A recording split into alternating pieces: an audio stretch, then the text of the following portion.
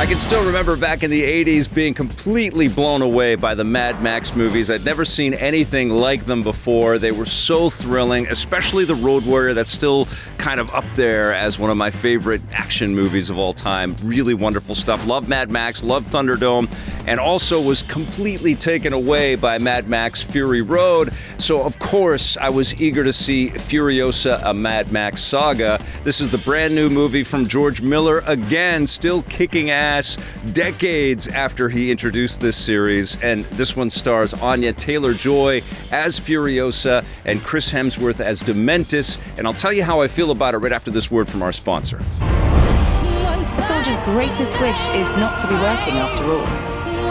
If it helps, there's once a noble sacrifice for the betterment of humankind. Laying down arms and surrendering is, well, it's not the worst of our available options. We should just finish this!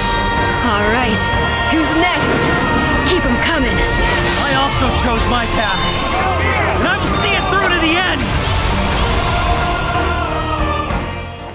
Thank you so much, 505 Games. It's been great to have your support on these videos. All right, Furiosa is another kinetic, crazy Mad Max experience. If you thought that George Miller was going to start to slow down a little bit as he got older and kept making these kinds of movies again and again, you thought wrong, because this movie is insane. And one thing that I really am grateful that I did just before we went to go and see this, my wife and I took in this movie together, but we also just rewatched Mad Max Fury Road the other night. And I had forgotten a lot about it because I've seen a million things and played a million things since I initially saw that movie. And so it felt very fresh, and I had to reacquaint myself with a lot of elements of the fiction and the new kinds of twists and turns, particularly where he was going with Furiosa's story in Fury Road, but clearly there was a lot left to mine. And one thing that I can definitely say is that Furiosa is as indelible and iconic a character as Mad Max is, and it's obvious that George Miller felt the same way. He felt so strongly about what Charlize Theron brought to the role and the character herself, and just how she stood up next to Max in Fury Road and could go toe-to-toe with him on every kind of account. She was incredible, an incredible creation. So I'm really glad that we get to dive deeper into her backstory. And this movie starts off with Furiosa being a kid, and she goes through some horrific things and sees all kinds of stuff that no child should ever see. But that's kind of how it is with life in the Wasteland. And we get to see Furiosa kind of grow up in this torment, in this hell. She gets taken in by Chris Hemsworth's character, Dementis, and she kind of finds a way to survive in all of this madness and chaos. And early in the film, Furiosa is portrayed by a younger actor named Lila Brown, who's terrific in the role, and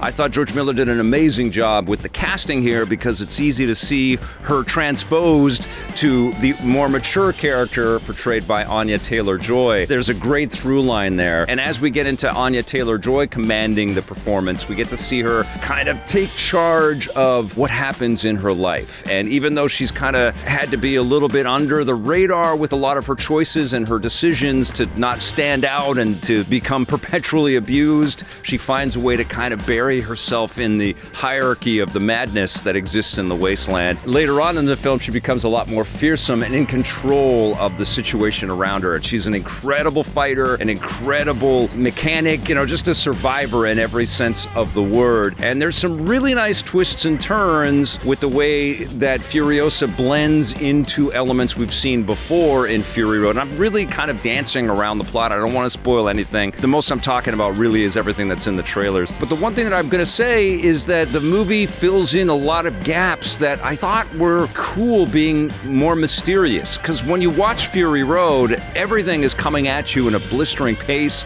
Tom Hardy is essentially running for his life as Max for the whole film, and very little is said, and it's just all about action and survival, and there's epic road warrior type sequences where all kinds of combat is happening across a truck driving some kind of precious cargo, whether it's mother's milk or bullets or oil or whatever. And a lot of that is echoed in this movie, but now we're going deeper into who Furiosa is and where she comes from and why she has this will to survive, how she has all of these incredible instincts that keep her going, and how she can handle unbelievable confrontations that would just weaken or kill any lesser human. And it's also a movie that peels back the layers on some of the other characters as well. So we get to see characters that we've seen again, but from a new vantage point and a new light. And the thing about Fury Road and why it was kind of hard to grasp all of the details on that film, trying to remember it from the first time that I saw it, is that it came at you so fast, it was hard to kind of hold on to things.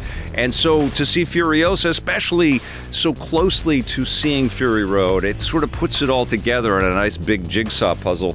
And I think that's cool, but I enjoyed the mystery. I enjoyed that we were hurtling through this film and through this fiction at such a breakneck pace in Fury Road. And it kind of reminded me of the classic Star Wars experience. Like, we picked up with the adventures sort of already happening, and we didn't know all of the background stuff. And now with Star Wars, we're getting all of these different stories from different times to fill in every gap, so we're going to know everything. The sort of quilt of Star Wars is getting huge, and I feel like there's an echo here with what's going on with the Mad Max universe, although it does feel very disconnected from a lot of the fiction from the Mel Gibson Mad Max movies. It does feel like a fresh new reboot. But I really like this movie. I thought it was filled with unbelievably brutal and beautiful action sequences. It looks gorgeous. It looks much more sort of high technology than Fury Road did even a few years ago. It feels like some new digital technologies were employed to make this thing just blast off of the screen. It feels so hyper visceral, like almost like it was shot on video or something, you know? It's just in your face in a different way. The colors are super saturated, and all of these sequences just seem even bigger and bolder and crazier than they did in Fury Road, which is kind of mind-blowing because that wasn't that long ago. I really enjoyed the performances as well. Anya Taylor-Joy is great as Furiosa, although I don't think she holds a candle to what Charlize Theron did. She was so definitive as this character, and it is a crying shame that we're likely not going to get more of her in the role, because it looks like Anya Taylor-Joy, if there is more Furiosa to be made, if this becomes a massive hit, I think it's going to do very well. It's possible that we're going to get more Furiosa adventures. Who knows? But the movie is a trip, and Chris Hemsworth is a lot of fun to watch as well. His prosthetic nose does take a little bit of the attention. You are looking at the actor, you know, with fake teeth and the nose and all that stuff, but I think he is so commanding, and he's so different from what we have seen in his other roles. He's not Thor, he's not playing the guy from Rush, he's not one of the Ghostbusters. I'm really impressed by Chris Hemsworth, that he kind of overcomes the aesthetics, you know, like he is such a good-looking dude, and he's such a famous dude, but he's really sort of dives into his work and to his roles, and he does a really good job. And yes, he's got all the charisma that he has in anything else that he's got, but he is just duplicitous and snarky and vain and demented, and you know, he's appropriately named and a little bit frightening, a little bit terrifying, and a good fit in this world. And apparently George Miller loves working with him, because now the rumors are that he might direct Chris Hemsworth in a new Thor movie, which would be a wild thing to see. You know what? I'm still processing this movie. It's a lot. I just saw it last night, and I just saw Fury Road a couple of nights ago, and I feel like I'm in the sort of Mad Max sphere. I think I like it about as much as Fury Road. I think I still hold The Road Warrior a little bit higher. I'm still figuring it out, but I think you should see it. If you're a Mad Max fan, this is George Miller just killing it again. It's got a lot of nuance. It's got a lot of backstory. It's a lot of filling in gaps, and some of those gaps, I don't know if I wanted them filled in, but man, it's another fantastic, shocking, beautifully crafted time at the movies. I'm going to give Furiosa, a Mad Max Saga, an 8.5 out of 10.